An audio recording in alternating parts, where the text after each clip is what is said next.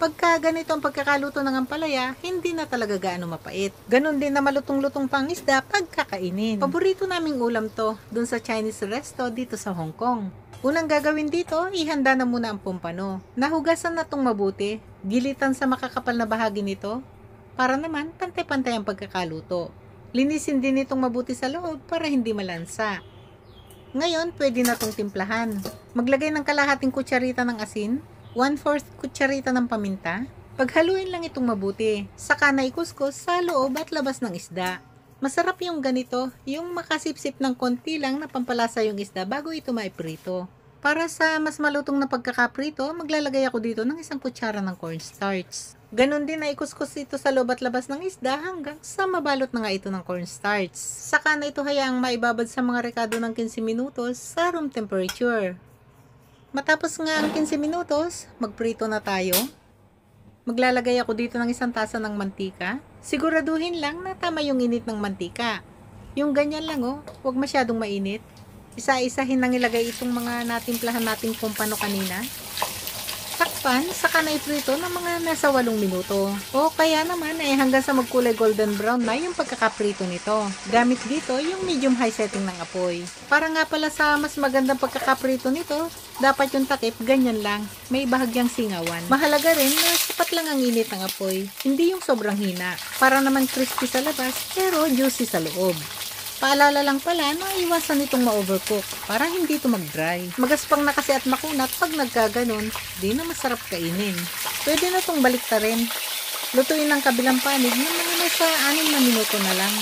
Para naman di ako tamaan ng mga nagtatalsikang mantika, gumagamit talaga ako ng guantes.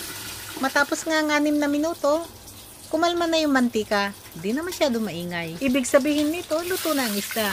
Kaya pwede na itong ahunin, saka na itabi. Ito namang labis na mantika, itabi lang.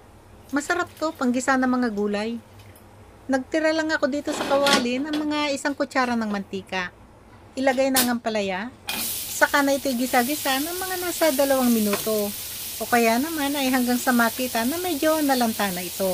Gamit dito yung malakas na setting ng apoy. Yung ganito na proseso ng pagluluto ng ampalaya, talaga namang nanyo-neutralize nito yung pait ng ampalaya. Kaya naman pagkaluto, di na ito masyadong mapait. Yan. Pag ganyan na ang itsura nito, ilipat na sa ibang lalagyan para hindi ito ma-overcook. Sa kaparehas na lutuan, maglalagay ako dito ng 3 kutsara nung pinagpirituhan nating mantika kanina. Igisa-gisa lang ang bawang hanggang sa kulay golden yellow na ito. Ngayon, pwede nang ilagay itong tausi. Inugasan ko muna itong tausi bago hiniwa ng ganyang kaliliit. Halu-haluin lang saglit. Nako, ang bango na. Ilagay na natin itong pampalapot. Ito nga pala yung sangkap ng mga pampalapot.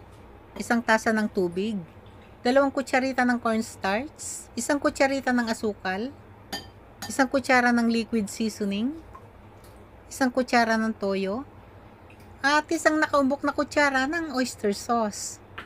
Siguraduhin lang na haluin itong mabuti, saka natikman para maihusto ang lasa. Manyaman Balik na tayo sa pagluluto. Siguraduhin lang din na haluin mabuti ang sauce, saka na ito dahan-dahan na ibuhos sa lutuan. I-adjust na rin ang apoy sa high setting. Patuloy lang itong halu-haluin. Lutuin hanggang sa makitang ganyan na nga yung itsura nito. Yan, okay na sa akin yung ganyan lapot nito. Ilagay na yung mga naluto nating ampalaya kanina. Pati na rin itong mga siling labuyo. Inihuli ko nga palang inilagay itong mga siling labuyo para hindi masyado maanghang. Ayaw kasi nung kasama kong kakain yung masyado maanghang. Mabilis na lang to. Halu-haluin lang hanggang sa mapaghalo ng ampalaya sa sauce. Pwede rin pala na instead ng ampalaya, talong ang gamiting gulay dito. Maglagay ng dahon ng sibuyas. Sarap ng amoy pag meron nito. Haluin lang saglit, saka na ilagay yung mga napirito nating isda kanina. Mabilis lang to paghaluin. Yung ganyan lang yung malagyan lang ng konting sauce itong isda. Yan, nakaluto na tayo. Ready to serve na to. Kung gusto naman na ma-enjoy pa talaga yung lutong-lutong ng isda, pagkaluto, kainin na agad ito.